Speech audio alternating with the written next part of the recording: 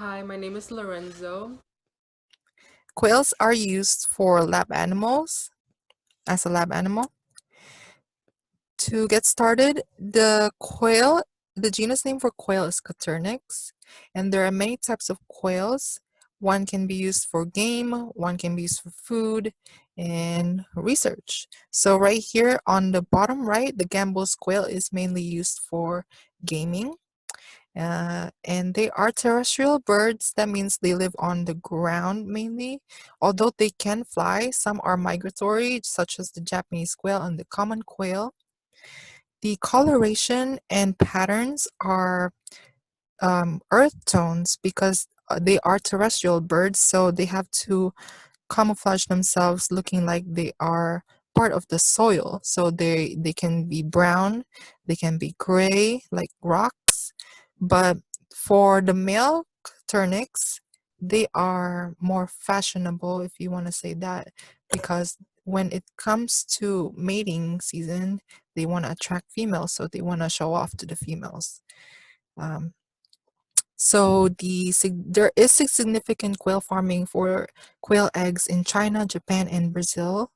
Um, and there has been a decrease in usage in biological studies in the past years, but more recently there is an increase nowadays for quails in research. For husbandry, the first week of brooding is 95 degrees Fahrenheit. Now that is pretty hot, so what you would normally use is these um, temperate heater lamps uh, close to where the quails are, so that you don't have to get the entire room hot. And you can decrease the temperature to 88.7 degrees Fahrenheit once they fully develop their feathers. There is a light cycle of 14 hours light time and then 10 hours of dark time. And it has to be low intensity light. And we'll get into why that is in a couple of slides. But basically, they get stressed out. And for 6 to 14 weeks old quails, the floor space must be 0.3 feet squared per quail. And usually there is at least 2 quails per space because we'll get into this again like later on, but you need at least 2 quails per space. And then for over 14 weeks old, the floor space must be 2 feet squared per quail. And you have to have a spacious pen or cage because they can get aggressive. The feed and water is ad libitum. Now, because they are avian species, there is incubation included for husbandry. So there are two types of incubators used. One is fan ventilated, another is still air incubators. For the fan ventilated incubators, the relative humidity must be 70% with a wet bulb reading of 32.2 degrees Celsius. And then for the still air incubator, you need less than 70% for the first 14 days, and then until the 18th day, which they usually get moved to a cage or a pen room or a floor pen. For environmental enrichment, you need to include dust baths for the quails. They use these dust baths to clean themselves. And also, as I said before, you need to have at least 2 quails per space because they like to be socialized. They like socializing. If you isolate one of them, they get really stressed out. So you need to have at least 2 of them. But you need to not overly cramp them in one space. And we'll get into the effects of why you shouldn't do that later on. And then also you need to include foraging enrichment such as wood shavings, shredded paper, and bottle caps. And this can help them express their natural nesting behaviors. And as I said before, lighting can overly stress them out. And when we went to the animal science research facility, I saw that some lights for the quail room were turned off and some were turned on. And this worked so that they don't get stressed out. And there are some light bulbs that you can just adjust the intensity, but you can do that. You can just like block off the ceiling for some lights too. And then right here you can see that there is a very disgusting picture I included. So these are feces. So you need to be constantly looking out for, so you need to check for the fecal material accumulation on the bottom of the caging. So you need to constantly change that. And if you're doing a research which involves floor pens, um, sometimes you can do like 2 pens. While you're cleaning them, you can move them to a cleaner one and then change the beddings and the floor, clean the floor on the other one while you're, well, yeah, so you can change them, interchange them. And also you need to socialize them, because they can get stressed out if you isolate them. But you need to have adequate space for at least 2 quails, because if you don't, then they can get aggressive and this can happen. So they start cannibalizing each other. So what they do is they peck on the back of their head, and then that can get infected or they can die too. So I censored this because it's really disgusting. So for their disease and health concerns, quails are just as susceptible to any diseases as with any other avian species, and that includes avian influenza and the Newcastle disease. The last time I checked, when I Googled it, there weren't any recent reports of this disease in the United States. But there was this outbreak of the avian influenza, um, 2009, I believe. I'm not sure. But there was a case in a backyard quail in 2015 in the United States. But that was, they had to kill off the bird so that it doesn't spread. And then diseases can also spread through the feed. So you can prevent mycotoxins from entering the feed through improved biosecurity. So in some facilities, in many facilities actually, there are anterooms in the loading docks. So what they do is that they enter the feed packaging and everything, and then they spray it with disinfectants so that anything that's attached to the feed packaging gets removed. And that really helps a lot in preventing mycotoxins and parasites from entering through the feed. Now, the main types of research that Quail is used for is nutrition, embryology, genetics, toxicology, endocrinology, and physiology. And there is a reason why all of these are listed for quails, and that is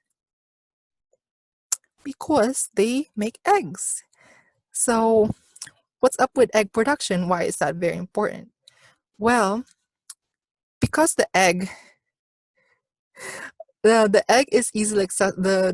easily accessible embryos for lab animals. So if you're doing toxicology and you want to test out like a new drug for um, an organism, you can just inject the drug into the air cell of the egg. And I have included a research project that actually involves that type of method in later on. And you can see the effects when you hatch um, when you start to incubate and hatch the eggs, and then you get the chicks, and you can see what type of effects the drug have on the chick. And you can, yeah. And then quails have a very quick developmental period, so you don't need to wait that long to see the effects of that drug.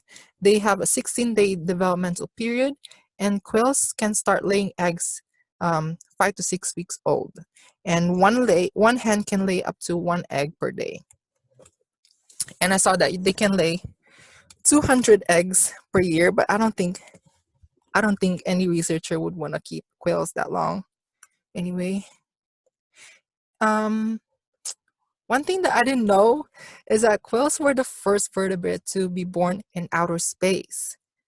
And during the Cold War, during that arms race thing that USSR and United States was doing in the 1950s and then continued to the 1990s, The Russian scientists aboard MIR space station in 1990, they studied how zero gravity could affect the development of embryos in quails. So generally speaking, eggs rely on gravity. Gravity can affect how the development of eggs, because the yolk can be pulled down by the gravity when yeah, so the yolk can be pulled down by the gravity. So naturally, the hens would turn over the eggs so that the yolk can be suspended so that it doesn't settle on the bottom. So the Russian scientists tried to test this out, and turns out they couldn't hatch any viable, any like alive quail chicks because of the gravity. But then scientists in the United States were like, let me do it better. So they tested out a harness for the quail eggs, and then they actually hatched the first quails in space. So this is the U.S. The U.S. astronauts doing it, not the Russian ones. You can see the flag right here. So another thing that quails were used for were um, they were models for sexual behavior in males. So aromatase, which is an enzyme, converts testosterone to estradiol in the preoptic area in the hypothalamus. And they saw that when they used the male quails, they saw that the males had a larger medial preoptic nucleus than the females did. And so they found that the estradiol had more effect because had more effect in the sexual male behavior, because males had a larger medial preoptic nucleus than the females did, and so there was more estradiol activity. And now we and now I and now for the recent research project involving Japanese quail, uh, I I saw this project and it was interesting, so I included this. It's titled Potency of Polycyclic Aromatic Hydrocarbons, or PAH for short, in chicken and Japanese quail embryos. Again, the easily accessible embryos are coming into play again. So why did they research this problem? Well, the problem is polycyclic aromatic hydrocarbons are pollutants made from human activity, such as burning of fossil fuel. And because we are using more fossil fuel because of increasing population and urbanization, there are more PAHs in the atmosphere. So they wanted to test out what are the effects of PAHs in organisms, and a lot of the studies had to do with rats. They weren't really focusing on avian species. So what they used is Japanese quail, because the easily accessible embryos are really good models for the gathering information about the health effects in avian species. And so how they did this is they injected PAH congeners into the air cell of the fertile chicken and Japanese quail eggs. They also use chicken just so that they can have comparable data with like different types of different types of avian species. And so they observed the dead embryos and deformities for 2 days post-hatch in chickens, and then they euthanized them because it was not ethical to keep around like a malformed, like a deformed chicken. And also they observed deformities only in embryos in embryonic day 14 in Japanese quails, because in their findings, they saw that 16.4% there was a 16.4% chance of malformation in Japanese quails, and they saw that the cranial there was a lot of cranial malformations. And so because of that, they had to euthanize the Japanese quails before it even hatched, 2 days before it even hatched. So then they also found that 14.4% chance of malformation in chickens and majorities in the trunk and limbs. So they can survive. There is their mortality rate is lower because it's only in the trunk and limbs. It's not as uh, it's not as risky as a cranial malformation in quails. And so they also tested out how sensitive they were to the congeners, and they saw that the more concentration of the higher the concentration of the congeners injected into the eggs, the higher the mortality rate was. So in quails, the sensitivity for control was 0%, and then uh, with just a constant concentration of, like when they were injected of the PAH congener, it was up to 7% mortality rate. And again, you can see that in here, as they increased the concentration, the percentage of abnormalities, the development of abnormalities increased as well in quails. And yeah, that's it. Thank you so much and have a great day.